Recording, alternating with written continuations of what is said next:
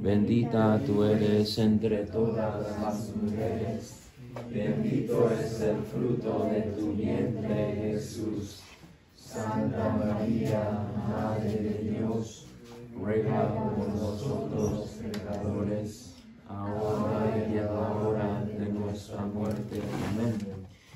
Bueno, Eric, tú naciste en el día de San Antonio de Padua, que es un gran santazo, y tiene muchas historias de él, pero tenía un don de la prédica maravilloso. Y entonces no es coincidencia que naciste en su día y algo Dios te quiere regalar ahí. Y desde tu nacimiento ahí estaba presente San Antonio. Y San Antonio tenía una devoción al niño Jesús también, ¿no? Algunas veces le encontraban con el niño en sus brazos. Y creo que él le decía, no le diga a nadie, ¿no? Pero ahí la tenía. Y de alguna manera también él estaba ahí cuando tú naciste, mirándote como niño. Y habría muchos tesoros escondidos, secretos, como había hablado Cato ayer, y sorpresas que dijo la hermana María, que aún más hay para descubrir, como un regalo que todavía hay para sacar más y más, ¿no? Estudiando más la vida de San Antonio, vas a descubrir muchos tesoros. Algo que yo rescato de él antes de comenzar con la lectura, también es que su lengua era incorrupto, ¿no? Incorrupto, y creo que alguna persona lo robó, y entonces tuvieron que, en algún momento lo regresaron a la iglesia, y creo que otra iglesia lo había robado, y no sé cómo fue, pero la cuestión es que su lengua fue de un lugar a otro, incorrupto. Y creo que a mí me inspira, porque qué lindo pensar que tu lengua queda incorrupta. Como que me inspira qué sale de mis labios, qué palabra pronuncio, para que mi lengua pueda ser también incorrupta, ¿no? O sea, para que sea santa mi lengua, que se proclame alabanzas. Quizás quieres decir que es incorrupto, ¿qué está diciendo? ¿No? Ellos mismos no entienden, imagino. ¿No entienden lo que es incorrupto? Sí. No, que no se descompuso. El cuerpo descompuso, pero la lengua todavía está bien en la tumba. Sí. Y entonces la lengua quedó sin descomponerse, ¿no? Y entonces, pero a mí me pregunta o me inspira para ver qué cosa sale de mis labios. Y yo creo que siempre debería yo, hasta que Dios me dé la gracia, superarlo, confesar lo que dice Santiago. Yo lo hago al revés. Rápido para escuchar y lento para hablar. Yo soy rápido para hablar, lento para escuchar, y que Dios nos dé la gracia de poder alabar a Dios, proclamar sus alabanzas, para que un día también tu lengua y la mía sea incorrupto, ¿no? Sería precioso. Ok, entonces vemos la palabra de Dios. Había una vez un rey que estaba casado con una media bruja, ¿no? Y había una vez que este rey fijó sus ojos en una viña que no era suya y era de Nabot. Y él fue y le propuso a Nabot, por favor, dame tu viña que está cerca de mi casa, mi palacio, y yo te daré lo que cuesta, o si no, te daré una viña mejor. Y le dijo Nabot a él, no puedo dártelo porque es herencia de mis padres, es parte de mi familia, es más que terreno, es parte de la herencia, no puedo darte lo que es herencia. Y entonces mira cómo responde Ahab, se llamaba el rey. Ahab dice en el versículo 4 del capítulo 21, Ahab se fue a su casa triste e irritado por la respuesta que le diera Nabot de Israel. Creo que todos tenemos el derecho de sentir nuestras emociones. Es parte de la naturaleza humana sentirse triste, sentirse irritado. Pero donde ya llegamos a pecar es cuando dejamos que eso quede en nuestro corazón, lo nutrimos, nos hacemos la víctima. De alguna manera, Ahab fue víctima en un sentido, sufrió algo, sufrió un no, sufrió un rechazo. No es fácil el rechazo. Y puede ser que naturalmente nuestra humanidad puede reaccionar con tristeza, irritado. Y de alguna manera en ese momento somos víctimas. Y podemos unir ese momento de ser rechazados a Jesús, que es el inocente, la víctima inocente, que habiendo hecho nada, fue crucificado, fue rechazado, fue abandonado, fue ridiculizado, se burlaron de él. Es la víctima. Pero la diferencia entre la víctima como Jesús y la víctima que lleva a la muerte, es que Jesús usó eso para otros. Se hizo la víctima o se recibió los abofetadas, fue crucificado para los demás. Ofreció eso para los demás. Hizo del sufrimiento un don, un medio, una hora a manera de amar a otro. Y entonces no se quedó pobrecito yo. No se quedó lamiendo sus llagas, sino que ofreciendo al Padre esto que sufrió. Y entonces también nosotros en nuestras vidas podemos pensar en muchos momentos que hemos sufrido, que realmente sí hemos sido víctimas. Y quizá podríamos decir, nunca merecí que me pase esto. Y es verdad, nadie merece que le pase estas cosas, algunas cosas que hemos sufrido. Pero podemos tomar el camino de Ahab o podemos tomar el camino de Jesús. Y Jesús también, y nosotros podríamos decir, éramos inocentes. Y cuántas veces en el penal escucho esa palabra, soy inocente, no merezco. Pero yo creo que realmente puede ser que merecemos mucho más que pensamos. Y nosotros por nuestros pecados. Pero aquí podemos tener la elección, o Ahab o Jesús. Puedo tener el momento de la tristeza, tener el momento de estar enojado, pero ahora tomar el paso de unirlo con la víctima y ofrecerlo al Padre. Y eso es obra del Espíritu Santo. Ahí entra el Espíritu Santo, porque dice Hebreos, ¿verdad? Que el Espíritu Santo es lo que hizo que Jesús ofrezca eso, porque es imposible para nosotros. El ser humano prefiere quedarse como víctima, pero el Espíritu Santo viene a nuestra ayuda, a nuestra debilidad, dice Romanos 8, para que podamos entonces como Cristo, en Cristo, unido a Cristo, ofrecer esto. Y entonces ese momento de sufrimiento, ese momento de ser víctima, se vuelve glorioso para ti y para mí. Y hasta quizás un día, como Jesús en la cruz, digamos, perdónales porque no saben lo que hacen. Y quizás hasta un día querer lavar sus pies, querer besarles, porque a través de ellos ustedes me han hecho poder ser como Cristo.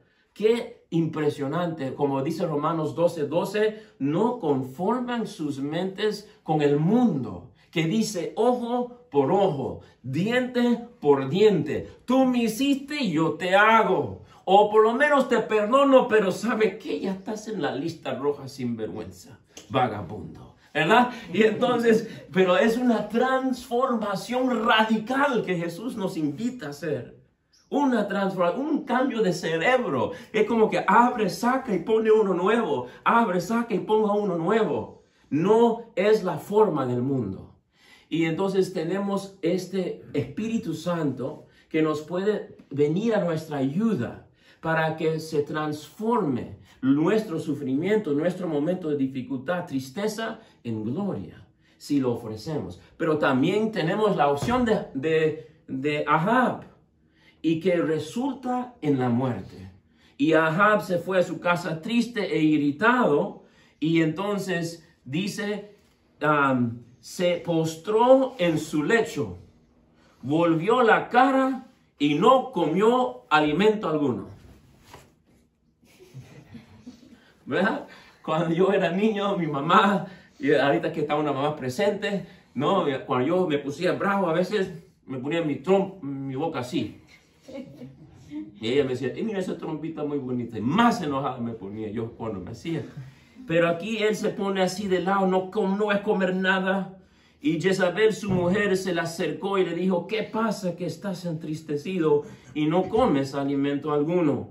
Él le respondió, hablé con Nabot de Israel y le propuse, dame tu viña por su valor en plata, o si lo prefieres, te daré otra viña a cambio. Y me respondió, no te cederé mi viña.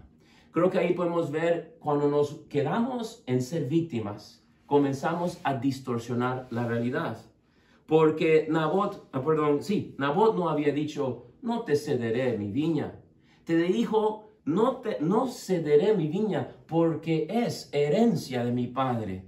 Pero ahora a su mamacita, a su media bruja esposa, y como víctima le dice, me dijo, no cederé mi viña. Entonces ya comienza a distorsionar la verdad, no da la verdad completa, no te da la panorama completa.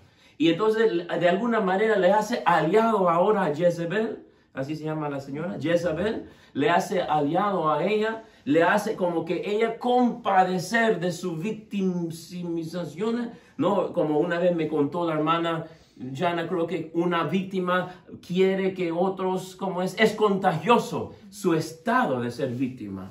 Y ahora contagia a Jezebel también. Y Jezebel dice, yo arreglo esto, no se preocupe. Y entonces es que ella arregla todo con fábula y con mentiras y ponen a muerte a Nabot. Y apenas oyó a Ahab que Nabot había muerto, se levantó y bajó a la viña de Nabot, el de Israel, para tomar posesión de ella. Entonces, yo creo que esto es muy como importante para nuestros tiempos, porque yo creo que eso es la enfermedad que está ahorita impregnando al mundo en muchas maneras, el de ser víctima, y en vez de decir, ¿qué hago con esto? ¿A quién se lo es? Yo creo que no los puedo culpar. Si no tienes a Cristo, si no amas a Cristo, si no ves que esto lo puedes unir a Cristo, es verdad. Entonces, ¿qué más podemos hacer si no hacer de otros también víctimas? No hacer de otros también compartir nuestro sufrimiento, nuestra miseria. Y entonces, una mamá una vez, sintiéndose muy malo en los Estados Unidos, triste por su situación, agarró a sus 2 hijos, se entró al río y mató a los 3. Y eso tiene sentido cuando no hay Cristo. Tiene sentido. ¿Para qué sufrir? ¿Para qué permanecer en un mundo tan duro y tan difícil y tan injusto? Pero cuando Cristo ya entra a la panorama, cuando Cristo entra, y ahora yo puedo unir, y mi sufrimiento toma ahora un sentido, ahora soy capaz. Jesús dice, tendrás tribulaciones en el mundo. Tendrás tribulaciones, dice Jesús. No es que vas a seguirme a mí, papito, va a estar bonito todo el rato. No, tendrás tribulaciones, pero ánimo, yo he vencido al mundo. Y por eso dice en Juan 15, tal permanezcan en mí y darán mucho fruto.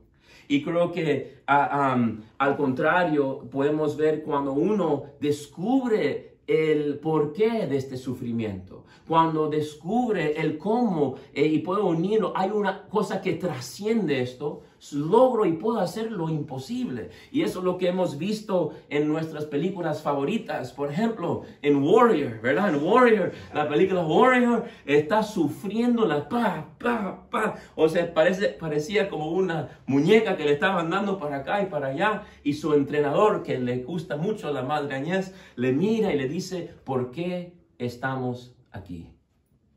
Si tú no lo noqueas, pierdes tu casa. Descubriendo otra vez por qué estaba ahí, por qué estaba sufriendo los golpes y para qué estaba ahí, se levantó y venció a su enemigo.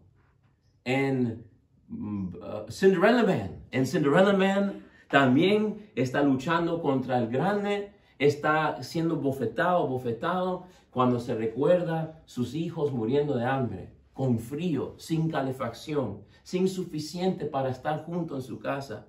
Y pensando en esa casa, pensando en esos hijos, pensando en el amor, venció a su enemigo.